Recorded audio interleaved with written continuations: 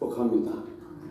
지병정 목사님, 김영수 장로님, 그리고 캐나다 전사원 집사님, 그리고 제주도 우정 집사님도 오늘도 예배에 승리하기를 주의 이름으로 소원합니다.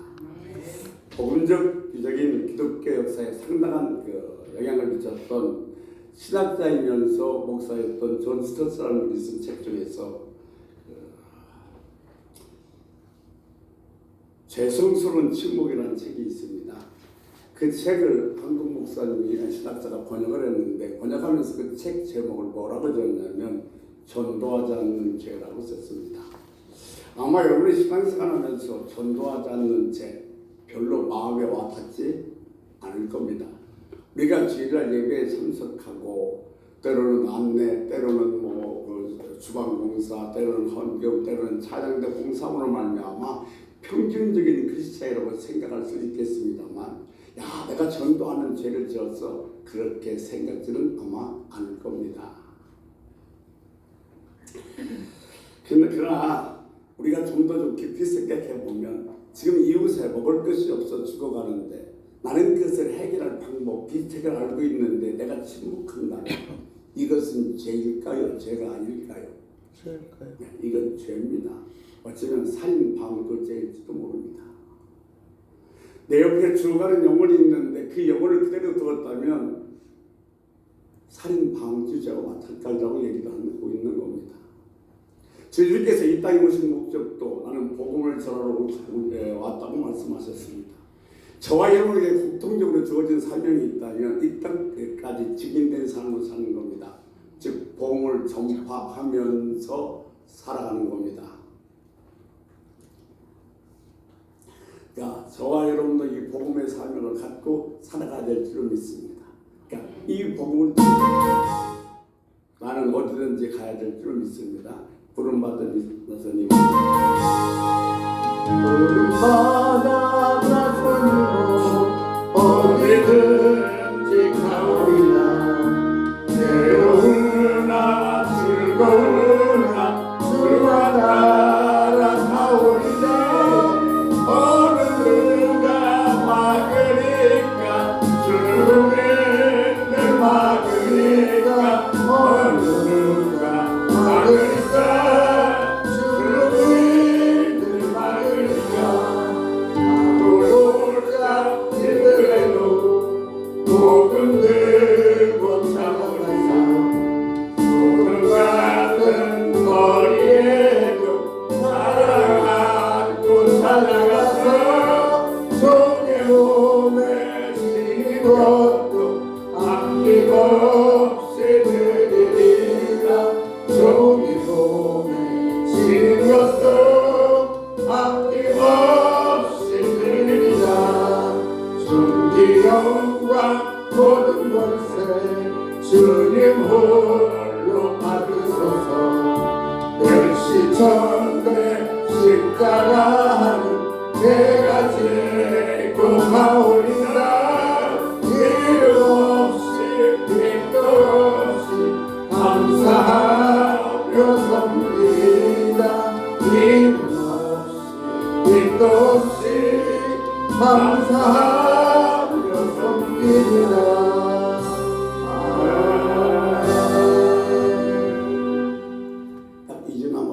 새생명 전도 축제 어떻게 한 영혼이라도 구해보겠다고 이렇게 결단하면서 이 시간 최선을 다해 주시기를 주의 이름으로 부탁을 드립니다. 기도하겠습니다. 하나님 말씀을 들으려고 합니다. 오늘도 이 말씀이 우리들의 영혼을 회복시키고 우리들의 육을 회복시키며 상처한 내 마음을 치유할 수 있는 귀한 말씀 되게 하여 주옵시고 오늘도 그냥 사람의 소리가 아니라 주의 음성으로 들을 수 있는 우리들의 심령이 되게 성령이 강력하게 역사하여 주옵소서. 오늘도 단위에 세워주심을 감사하며 살아계신 우리 주 예수 그리스도 이름으로 간절히 기도 올리옵나이다. 아멘. 성도는 비밀을 맡은 자입니다. 비밀이라는 것은 감춰져서 밖으로 드러내지 않고 알려지지 않는 일입니다. 예수 믿는 사람들은 세상에 대해서 비밀을 맡은 자입니다. 특별히 직분자는 세상에 대해서 1급 비밀을 맡은 자라고 이렇게 중요한 의미를 갖고도 있습니다. 디모데후서 3장 9절에 보면 이렇게 기록해 놓고 있습니다. 깨끗한 양심과 비밀을 맡은 자라. 신앙생활은 분명한 비밀입니다. 이 비밀은 잘 간직돼야 됩니다.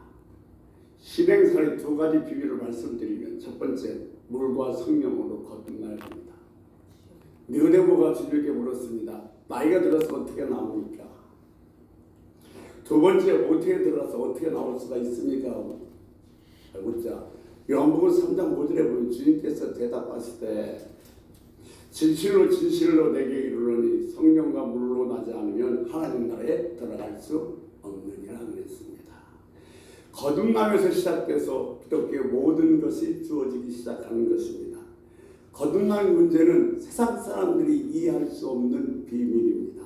왜냐하면 거듭남의 문제는 성령의 역사가 없이는 불가능하기 때문에 그렇습니다. 성령께서 우리의 생각을 지배합니다. 성령께서 우리의 생각을 지배하심으로 말미암아 우리를 사망에서 건져내십니다. 외국에 가면 카톨릭이 아니라 개신교시에서 운영하는 수도사가 있는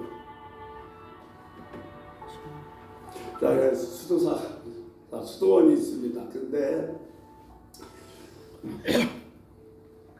우리나라 우리 식으로 얘기한다면 기도원 같은 것이죠. 한 성도가 문제가 있어서 그 수도사에 가서 수도원에 가서 쉬고자 그 수도를 찾았습니다. 그랬더니 그걸 맞이하는 그 수도사가 이렇게 얘기합니다. 예, 잘 오셨습니다. 필요한 것이 있으면 무엇이든지 말씀하십시오라고 얘기합니다.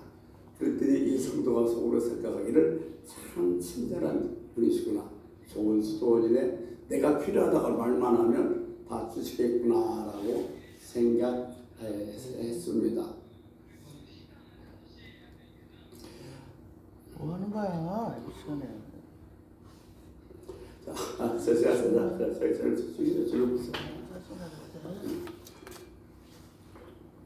내가 뭐만 물어보면 다 내가 없다고만 얘기하면 다 주시겠구나 이렇게 생각을 했습니다. 그런데 그 다음 하는 말에 아주 기가 막힌 말을 했습니다.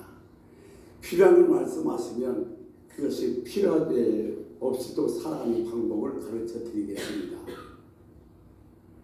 필요한 것이 있으면 말하라고 하고 필요한 것을 말하면 그것이 없이도 살아갈 수 있는 방법을 가르쳐 주겠다는 겁니다.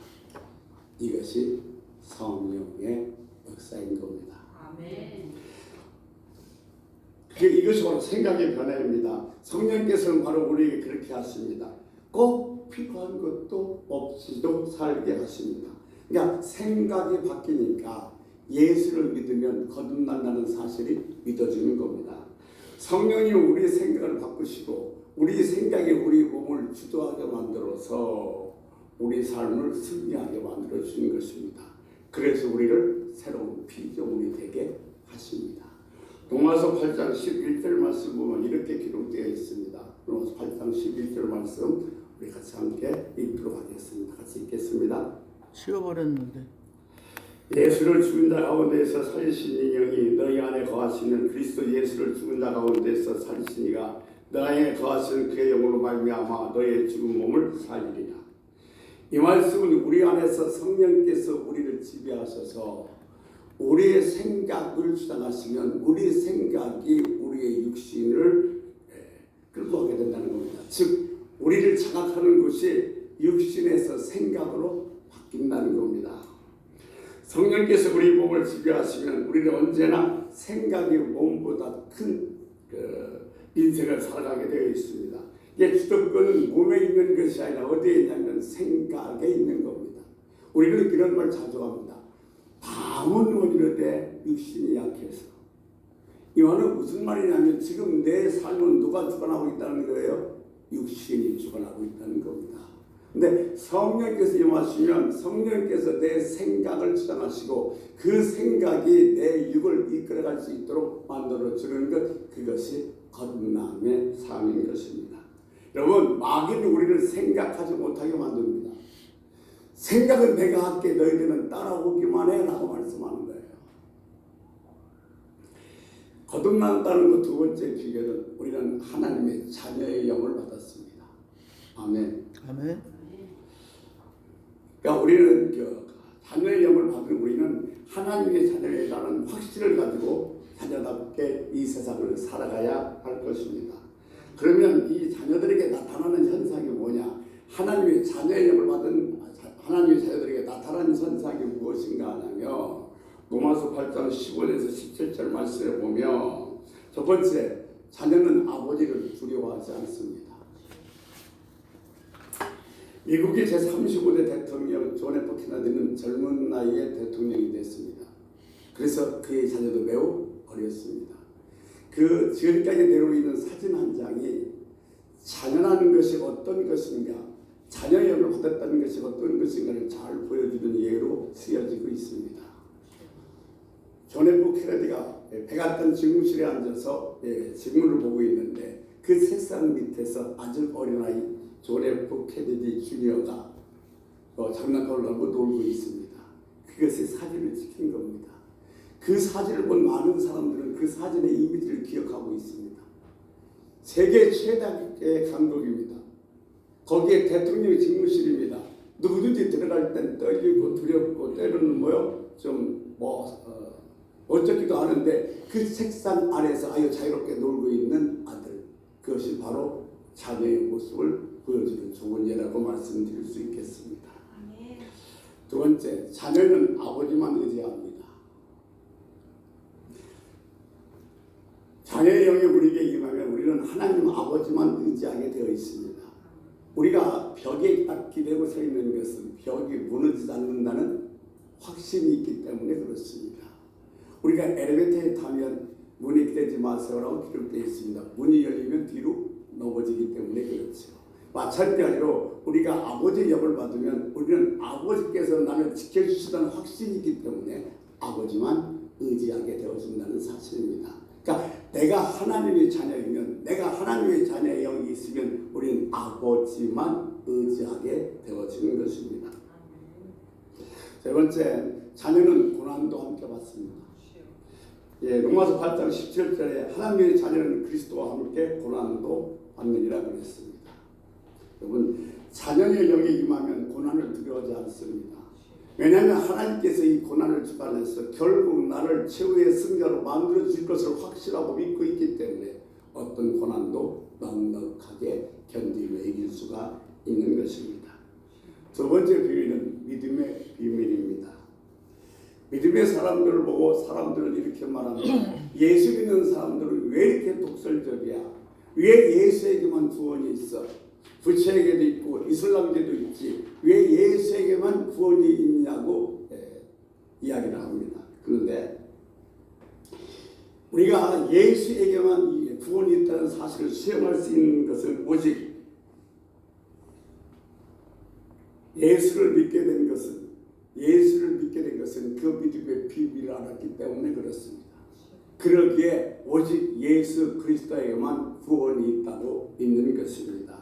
이 비밀은 소위 일꾼 우리들이 생활과 아주 밀접한 관계가 있습니다. 디모데후서 2장 20절 말씀에 보면 그릇 비유가 나옵니다. 큰 집에 금그릇도 있었고 은그릇도 있었고 질그릇도 있었고 나무그릇도 있었습니다. 그런데 어떤 그릇은 깨진 그릇은 더러운 그릇은 쓰임받을 수가 없습니다. 그런데 이 더러워졌다는 것에서 우리는 어떤 비밀을 갖고 있냐면 이런 겁니다. 욕심만 품어도 도둑질 했노라. 세상 사람은 이 비밀을 모릅니다. 도둑질해야 도둑놈이지 어떻게 욕심만 품었어. 저걸 내가 갖고 싶어. 근데 그 욕심만 품어도 도둑질 했노라고 얘기합니다. 이것이 우리들이 갖고 있는 믿음의 비밀인 것입니다. 이 비밀을 가지고 지금도 충성하는 자는 하나님께서 찾고 계신 줄을 믿습니다. 맡은 바에게 구할 것은 충성이라고 했습니다. 시편 102편 6절 말씀에 보면 내 눈은 이 땅에 충성된 자를 살펴 나와 함께 살게 하니니 그랬고 계시록 2장 20절 말씀에 보면 죽도록 충성하라 그리하면 내가 생명의 멸류관을 내게 주리라 그랬습니다.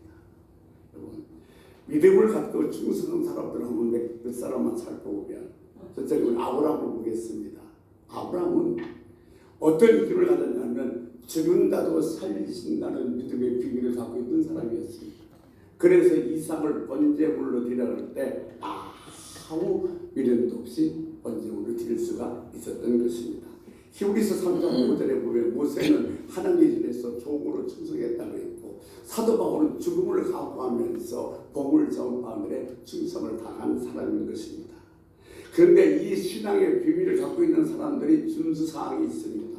여러분, 왜 국가 첩보원이 그 첩보원을 잘 감당하기 위해서는 지켜야 될 준수사항이 있는 것처럼 신앙생활을 하면서 이 믿음의 비밀을 갖고 있는 우리들이 지켜야 될 준수사항이 있다는 겁니다. 그 준수사항의 첫 번째는 뭐냐면 입조심해야 합니다. 입에서 비밀이 새어나올 수가 있기 때문에 그렇습니다. 에베소서 4장 29절 말씀에 보면 무릇 더러운 말은 입 밖에 내지 말고 오직 덕을 썩으며 소용되는데 선한 말로 하여 듣는 자에게 은혜를 끼치게 하라고 했습니다. 비밀을 맡은 자, 하나님의 충성한 자 우리는 우리 말로 다른 사람들에게 은혜를 끼치게 해야 한다는 것입니다. 그러면 은혜를 끼치는 말이 어떤 것이냐? 첫 번째는 인정하는 말입니다. 창세기 1장에 보면 여러분들 아다시피 창조 얘기가 나옵니다. 우리 한글 속에는 똑같이 창조라고 다 번역되어 있지만 각자 창조는 좀 다릅니다. 창세기 1장 1장 하나님께서 전지 창조하실 때 무에서 유를 창조하셨습니다. 그럴 때 바라라는 히브리어를 썼습니다. 또한 창세기 1장 25절에 보면 흙으로 동물을 만들었을 때 번영 창조라고 얘기하는데 그때는 아사라는 단어를 썼습니다. 창세기 2장 10절에 보면 하나님께서는 흙으로 사람을 만들었는데 이것은 오방 창조라고 얘기하는데 이것은 약차드라고 얘기합니다. 하나님께서 하나님을 모방해서 우리를 만들었습니다. 그런데 건 것을 보다 모방한 것이 아니라 뭘? 하나님의 속성을 모방해서 만든 것입니다. 그러니까 여러분 우리가 하나님께서 하나님의 속성으로 만들어진 하나님의 닮은 하나님의 속성을 지닌 사람입니다. 그래서 저와 여러분은 고귀한 존재인 줄 믿습니다. 여러분 그 사람에게 용기를 주기 위해서 또 그 사람에게 잘 보이기 위해서 그 사람을 인정하는 것이 아니라 하나님의 속성을 가진 아주 고귀한 존재이기 때문에 그 고귀한 존재로서 하나님을 인정하는 겁니다. 그것이 우리가 은혜로운 말 중에서 인정하는 말인 것입니다. 여러분 사람은요 다른 사람한테 인정을 받을 때 변화가 되고 새로워지고 가능성이 좀 더 많아지게 되는 것입니다. 자녀들에게 물었습니다. 살아가면서 너희들에게 가장 힘이 되는 부모님의 말은 무엇이냐 그랬더니 그 자녀들이 대답하는 말이 나는 네가 참 소중하단다. 그 말 들을 때 가장 힘이 나고 신난다고 얘기합니다. 또 부모들에게 물었습니다. 자녀들에게 어떤 말을 들을 때 가장 힘이 나고 좀 기쁩니까 얘기했더니 뭐라고 하냐면 나는 누구보다도 우리 어머니를 사랑해요. 나는 누구보다 우리 아버지를 사랑합니다. 이 말을 들을 때에 부모님들이 가장 힘이 나고 기뻤다고 합니다. 가정에서 하나님의 일을 하고 세상을 변화시킬 존재가 나오는 게 다른 곳에 나오는 것이 아니라 이 가정에서 나오는 겁니다. 여러분 사람은 누구나 다 인정받고 싶어합니다. 왜냐하면 이 안에 하나님의 속성이 들어있기 때문에 그렇습니다. 고귀한 존재이기 때문에 그래요. 그러니까 인정받을 때 자부심도 갖게 되고 가능성도 높아지고 세상의 빛과 소금의 역할을 할 수 있는 것입니다. 그래서 저에게 갖고 있는 이 입술의 비밀 인정하는 겁니다. 아멘. 인정하는 여러분 되시길 주님을 소원합니다. 그 사람에게 뭔가 소망을 주고 뭐 하기 위해서 인정하는 것이 아니라 그 사람 존재 자체는 하나님 만드신 존귀한 존재이기 때문에 그 사람을 인정하고 인정하는 말을 할 수 있는 은혜가 있길 주의 이름으로 소원합니다. 여러분 보세요. 삭개오가 뽕나무에 앉아 있었습니다. 근데 뽕나무에 앉아 있는 삭개오를 보고서 주님께서 뭐라고 얘기하냐면 삭개오야 내려와라. 내가 오늘 너희 집에 위하겠다 그랬습니다. 그때 삭개오가 내려와서 하는 말이 내가 내 재산을 다 팔아서 가난한 사람에게 나눠주고 내가 토색한 것이 있으면 네 배나 갖겠습니다 그랬습니다. 그 당시에 토색한 돈은 5분의 1 더해서 갚은 구하는데 이게 삭개오가 왜 그랬을까요? 삭개오가 뭐라고 한 것도 아닌데 왜 그랬을까요? 내가 그냥 재산을 다 팔아서 가면서 살에 나눠주고 소색한 것이 있으면 4배나 갚겠습니다. 이 말을 왜 했을까요? 그 당시 이 소위 세리는 사람 취급을 못 받았습니다. 인정을 안 했습니다. 그런데 주님께서 누구를 자기를 인정해 준 겁니다. 내가 오늘 너희 집에 유하야겠다. 그 주님이 인정한 그 말이 삭개오를 변화시킨 겁니다. 여러분 동일합니다. 우리가 다른 사람을 인정할 때 그 인정한 말이 그 사람을 변화시키고 그 사람을 새롭게 만들 수 있을 줄로 믿습니다. 참 특히 삭개오처럼 인정해 주는 말을 혼자 있을 때도 좋지만 많은 사람 앞에서 인정해 주면 정말로 뭐요? 살만 납니다. 신이 납니다. 기쁨이 넘치는 거예요. 그래서 많은 사람 앞에서 그 사람이 뭐 대단해서가 아니라 하나님의 그 신석을 갖고 있는 존귀한 고귀한 존재이니까 인정해 줄 수 있는 그런 입술을 가지시길 주의 이름으로 소원합니다. 아멘. 사람은 하나님의 형상을 닮아 만들었습니다. 그래서 한 사람 한 사람 다 소중한 거예요. 그리고 사람을 무시하는 말을 할 땐 뭐요? 하나님의 형벌이 따라옵니다. 이것 또한 세상 사람들이 알지 못하는 비밀인 것입니다. 마태복음 5장에서 예수님께서는 살인에 대해서 설명하면서 사람이 육신을 죽인 것만이 살인이 아니라 말로서 사람을 죽이는 것도 살인이라고 하셨습니다. 마태복음 5장 21절에서 22절 말씀에 보면 옛사람에게 말한 바 살인하지 말라. 누구든지 살인하면 심판을 받게 되리라 하였다는 것을 너희가 들었느냐? 나는 너희에게 이르노니 형제에게 노하는 자마다 공회에 잡히게 되고 미련한 놈이다 하는 자는 지옥불에 들어가게 되리라. 사람에 대해서 노하는 것 나가 멍청하다고 조롱하는 것은 미련하다고 무시하는 것은 모두가 살인에 해당되는 것으로 심판을 받고 공회에 붙잡히고 지옥불에 들어갈 만한 죄라고 그랬습니다.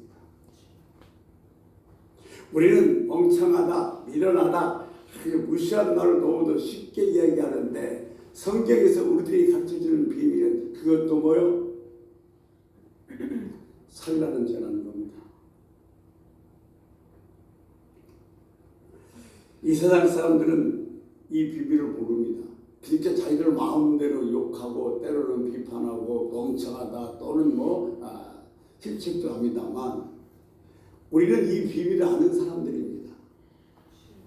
그러니까 사람들은 누구에나 다 인정이 필요합니다. 사랑하는 성도 여러분, 만나는 사람마다 여러분이 인정해 주세요. 그 사람이 잘나서 똑똑해서 뭔가 대단한 일을 해서 그런 것이 아니라 하나님의 형상을 담은 존귀한 존재이기 때문에 그 사람을 인정해 줄 수 있는 그런 은혜가 여러분에게 있기를 주의 이름으로 소원합니다. 장로님은 참 소중한 분입니다. 형제님은 정말로 귀한 존재입니다. 난 널 믿어. 나는 당신밖에 없어. 이게 얼마나 소중한 얘기예요. 그 얘기가 듣는 사람들에게 소망을 힘을 주면서 살아가는 기쁨을 주게 될 줄로 믿습니다. 2002년 월드컵에서 이탈리아전에서 헤딩으로 골을 넣었던 여러분들 잘 기억하실 거예요. 안정환 선수라고 있습니다. 그 선수는 이탈리아의 페루자 팀에서 있었는데 한국에서 온 선수이기 때문에 이방인이지 그렇다고 특수한 기술이 있는 것도 아니지. 그래서 늘 벤치 신세 후보 선수에 있었습니다. 운동도 제대로 하지 못했습니다. 그런데 한국의 언론에서는 안정환 너 이제 끝났다고도 막 비난을 쏟아내기 시작합니다. 그러니까 기가 많이 죽었습니다. 그다 이제 여기서 그만두고 돌아가야 되는가 이렇게 망설이고 있었을 때에 어느 자기 싸늘하게 아무도 반기지 없는 자기 숙소에 들어갔는데 소파 하나가 와 있습니다. 당시 자기의 그 약혼자가 보내줬던 회원이라는 약혼자가 보내줬던 선물인데 조그만 박스였습니다. 박스에는 조그만 필요한 생활용품하고 편지가 하나 들었는데 편지에 이렇게 기록되어 있었습니다. 오빠 힘내 오빠는 혼자가 아니야. 하나님이 함께 계셔. 내가 늘 오빠를 위해서 기도할게.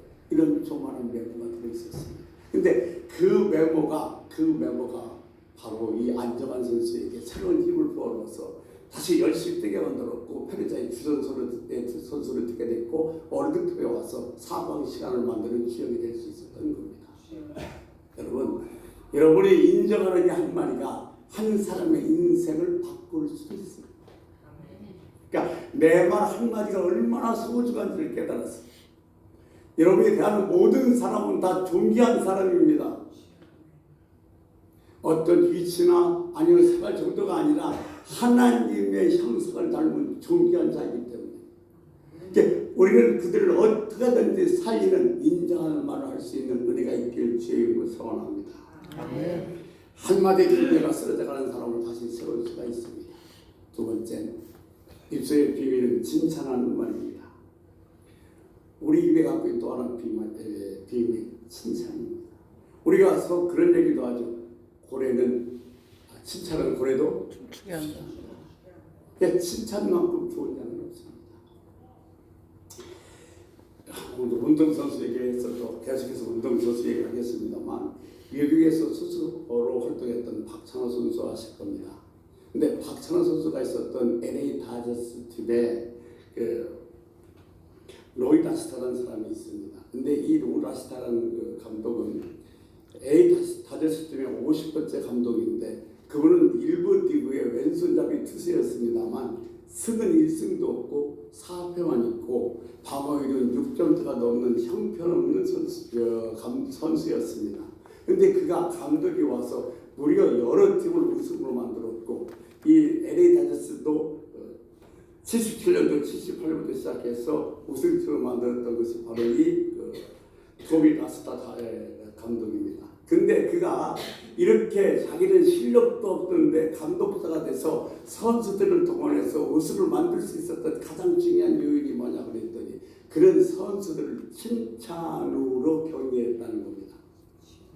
선수가 이 안타를 치고 오면 그래 잘 쳤다고 박수 치는 것이 아니라 꼭 그 앞에다가 야 오늘 공이 대단히 빠른데 너는 잘 쳤어 라고 격려하든지, 그 느린 커브들을 어떻게 그것을 받아칠 수가 있었어 하면서 이렇게 칭찬하고 말미암아 선수를 격려해서 그 선수들이 신이 나서 그 팀을 우승으로 만들 수가 있었다고 합니다.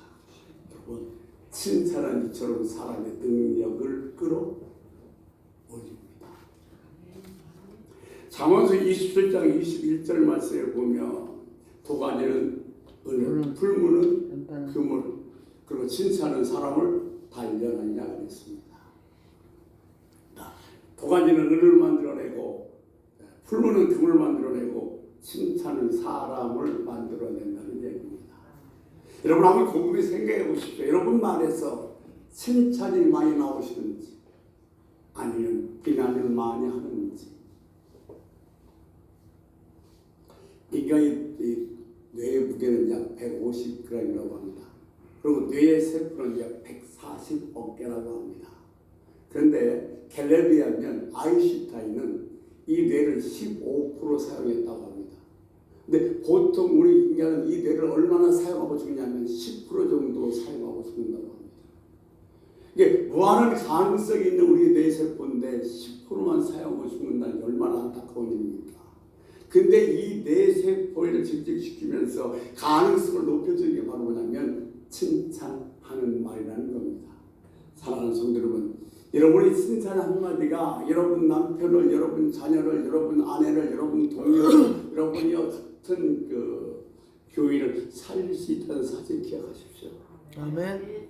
어떻게 하든지 나는 내 입에서 인정하는 말과 칭찬하는 말만 해야 되겠다. 있게 결심하신 이 아침 되시기를 주의 이름으로 소원합니다. 이 칭찬에는 세 가지 원칙이 있습니다. 첫째, 진심으로 하는 겁니다. 보세요, 이 소위 사기꾼들은 칭찬을 잘합니다. 이빨들이 잘하죠. 그러나 진정한 칭찬은 나의 이익을 위해서 하는 것이 아니라 그 사람을 위해서 하는 것이 칭찬입니다.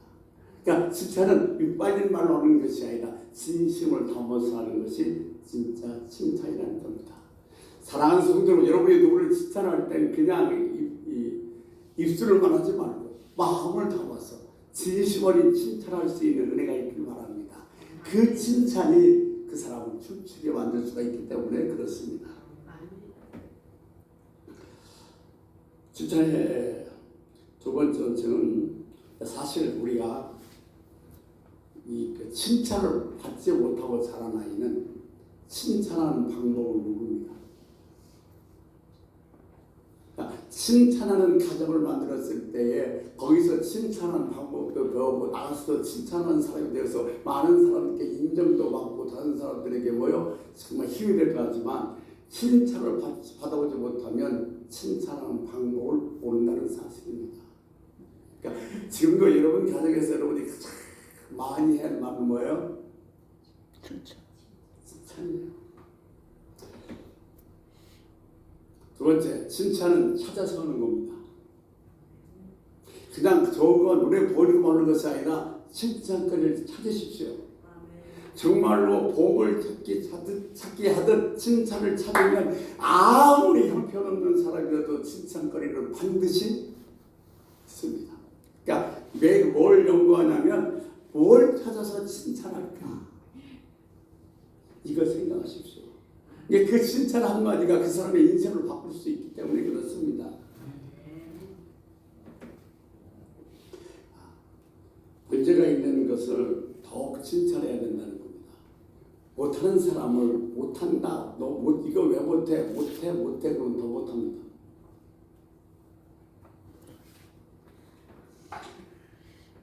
소위 못한다 그러면 그 사람이 더 못한 이유는 왜 그냥 낙인 효과 때문에 그렇다는 겁니다.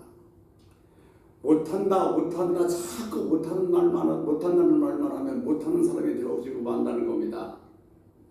근데 그것이 잘한다고 말하기 시작하면 점점 잘하기 시작하고 잘하는 사람으로 변하게 되어진다는 겁니다.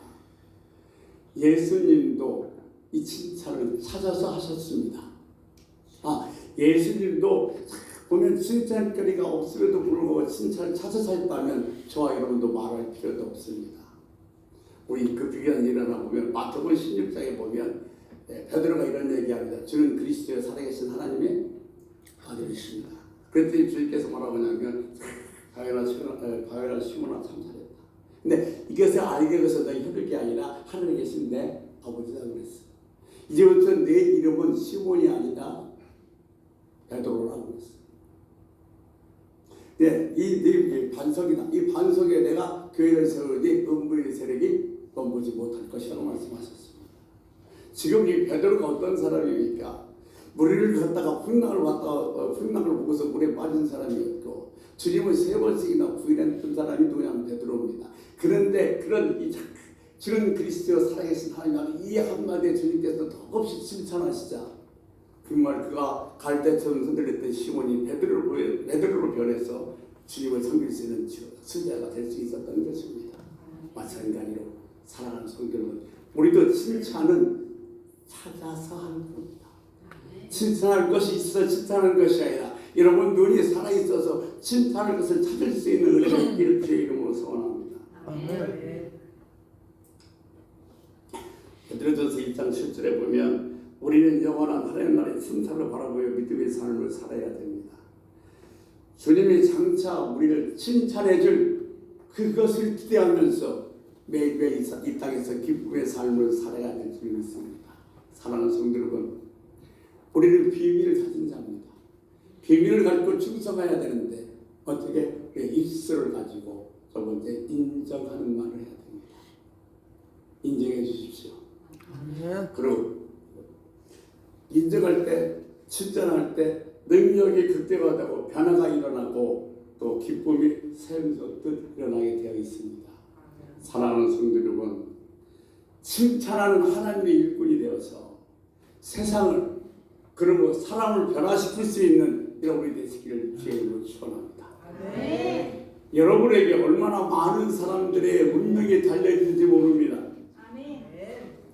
그래서 여러분의 머릿속에 두고 나는 늘 인정하며 격려하며 칭찬할 말을 살아서 그 비밀을 받은 하나님의 일꾼이라는 사실을 잃어버리지 마시고 만나는 사람마다 칭찬해서 변화시킬 수 있는 귀한 역사가 일어나기를 축원합니다. 아멘.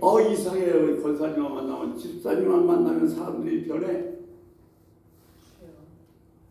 왜 그럴까요? 칭찬하니까, 격려하니까. 그런 주인공 되시길 주의 이름으로 소원합니다. 아멘. 기도하겠습니다. 살아계신 아버지 하나님 고맙고 감사합니다. 우리는 주님의 신앙의 비밀을 맡은 자입니다. 비밀이 맡은 자가 구할 것은 충성이다.